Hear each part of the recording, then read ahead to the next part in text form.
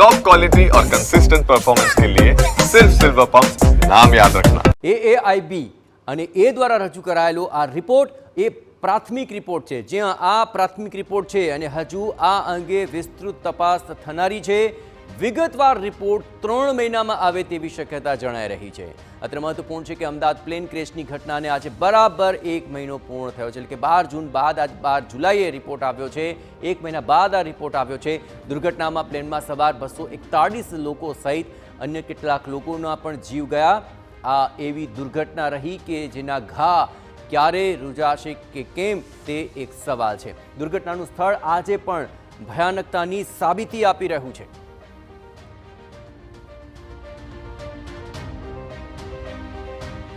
12 જૂન 2025ની એ બપોર અને 1:38 વાગ્યાનો એ સમય કોઈ પણ ભૂલી નહીં શકે।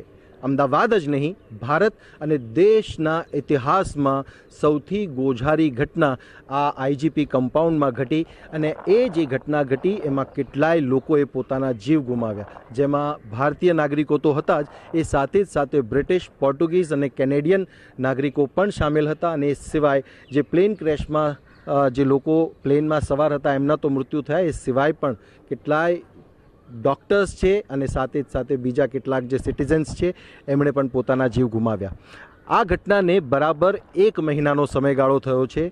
જે ભાગદોડ એ દિવસની હતી કે જે દ્રશ્યો એ દિવસના હચમચાવનારા હતા, એ દ્રશ્યો બાદ આજે જે પણ ઇન્વેસ્ટિગેશન છે, ઇન્વેસ્ટિગેશન જે છે અલગ અલગ એજન્સીઓ દ્વારા કરવામાં આવી રહી છે।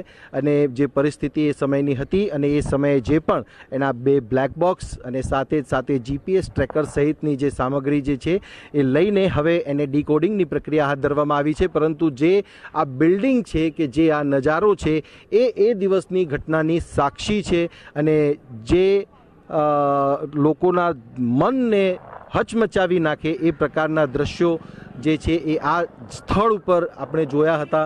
અને આ જે સ્થિતિ છે એ સ્થિતિને હવે પૂર્વવત કરીને ફરીથી આજે કાટમાળ અહીંયાથી લઈ જઈને એનું રિકન્સ્ટ્રક્શન કરીને સમગ્ર જે પ્રક્રિયા કે સમગ્ર જે ઘટના ઘટી એના પાછળના કારણો જાણવાના પણ પ્રયાસો કરવામાં આવી રહ્યા છે।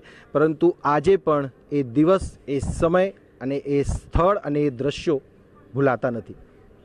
કેમેરામેન નટવર પરમાર સાથે સચિન પાટીલ, TV9 અમદાવાદ।